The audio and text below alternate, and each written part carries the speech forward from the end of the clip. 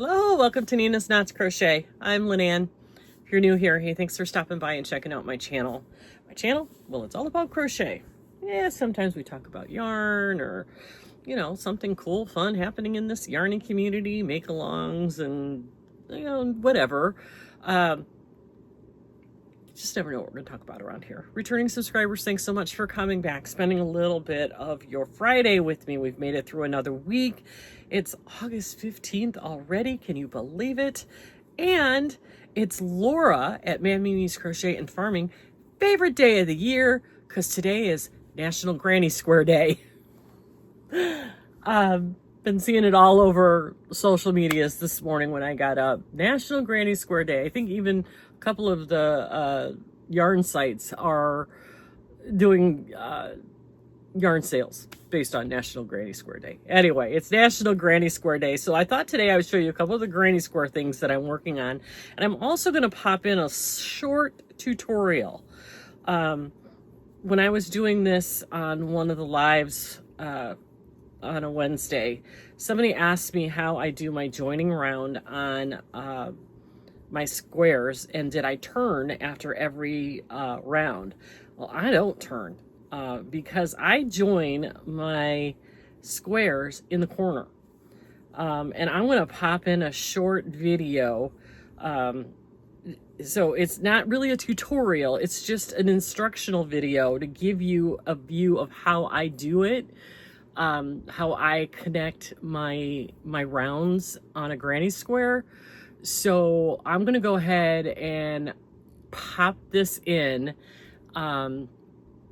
here, and then I'll come back and I'll show you some of the other granny square projects I currently have going on, and we'll go from there. So I'll be right back. Okay, so you can see I have, let me get this a little closer because you really can't see. I have a granny square started. So I start each of my rounds in a corner. So I'm going to do a stack double crochet.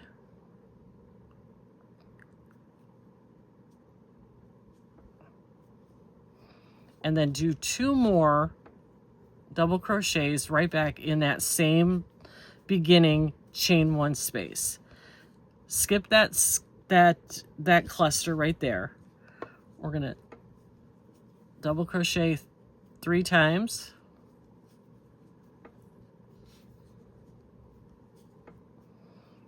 Chain 1, double crochet 3 times, and that's your corner.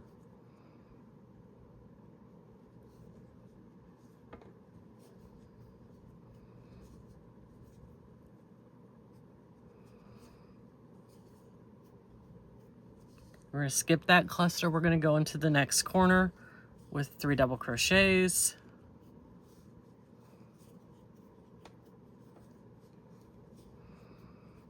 Chain 1, double crochet 3 times in the same chain 1 space.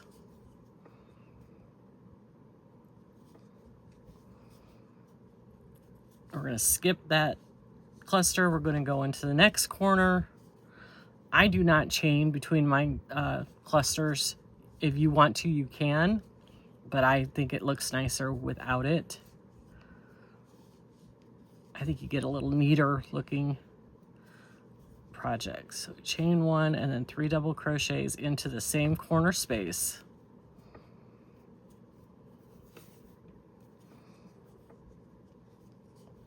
And now I'm coming up to my beginning. And we already have 1 chain 3 or 3 double crochet cluster. So we're going to double crochet 3 times back into that first chain 1 space.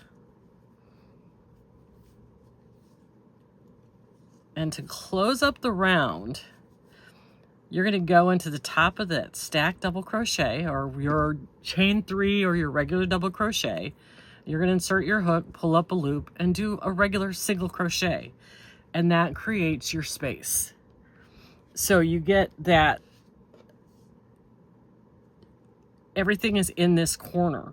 So now you've got that space right there that acts as your chain 1. And from there, you just go back right into that space. Try not to go back into these to the stitches or in between the stitches, you're going to go back, pull your work apart, go right back into there, and I'm going to do a stacked double crochet to start my next round. So I have my stacked double crochet, and then I'm going to do 2 more.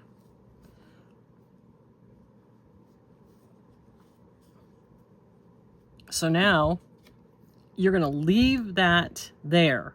You're not going to do anything more in that space until we come back around. So go back around and I will catch up with you when we get back here. Okay, so I'm on my last side, so we're going to do the 3 double crochets, you know, on the side.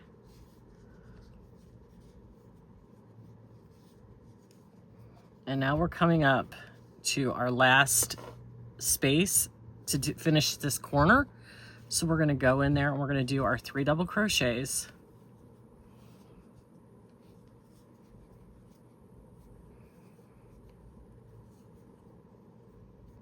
And now we're going to single crochet basically into the top of the first double crochet. So you pull up a loop and you single crochet, and that gives you your corner. Now if you're doing a chain 2 between your like if you're doing a chain 2 in your corner to make it grow a little faster, super easy way to combat that too, you do a half double crochet. So you yarn over, insert your hook in the top of that first double crochet, pull up a loop, finish your half double crochet, and now you've got a chain 2 space instead of a chain 1 space. So that is the 2 options that I do. That way I am not turning my work every time, yet I'm still having a perfectly square without that jagged edge from slip stitching over to the next space. So now you have this perfectly square that just keeps right on growing until you get it to where you want it to be. So I hope you got the gist of that. I don't put chains in between my granny clusters. I think it looks neater without it. It's a little bit tighter of a design. I guess there are some, you know, patterns that will require that chain in between. I don't feel like it's necessary.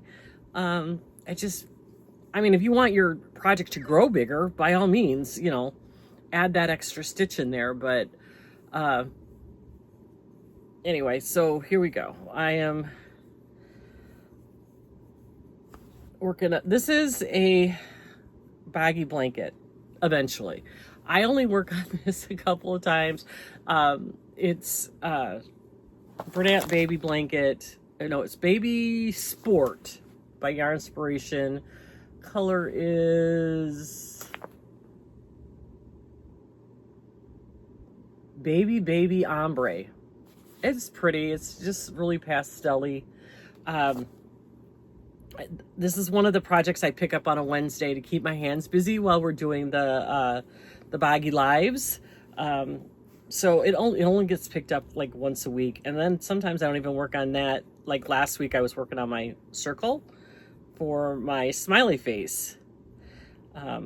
But somebody asked me while I was doing it, how, you know, do you turn after every round to keep your blanket perfectly square? And I don't. And it's because I connect in the corner. And I hope that video was instructional enough. It wasn't necessarily meant to be a tutorial. It was just showing you how I do it. And might give you an idea. Now, if you want to look at an actual full out tutorial, Mikey at the Crochet Crowd taught me that technique. So you can go back to his channel, or, you know, there's a million other techniques out there. I just prefer this because I get a perfectly square without having to turn. So that's project number 1. That is a granny square project. Project number 2, that's a granny square project. This has been ongoing for probably a year, and I pick it up every once in a while. And it's a granny shawl that I've made several balls of minis that I just put in random order, and I just keep going and going and going and going and going back and forth, back and forth and back and forth, and this will get as big as it gets. I have this ball, and I have one more ball that's about this size that I think got knocked down. It's not on my table anymore. It got knocked down on the floor. So I have another one that's about this size, and what I did is I had multiple pickle jar minis, and randomly pulled them out, unwound them, put them in a ball. So there's no rhyme or reason to how this is coming out. It's just really scrappy, and it's a lot of fun. And yeah, I've got some ends to sew in, because before I started putting it all in a ball, I don't even think I tied. These are not tied. This isn't like a magic ball.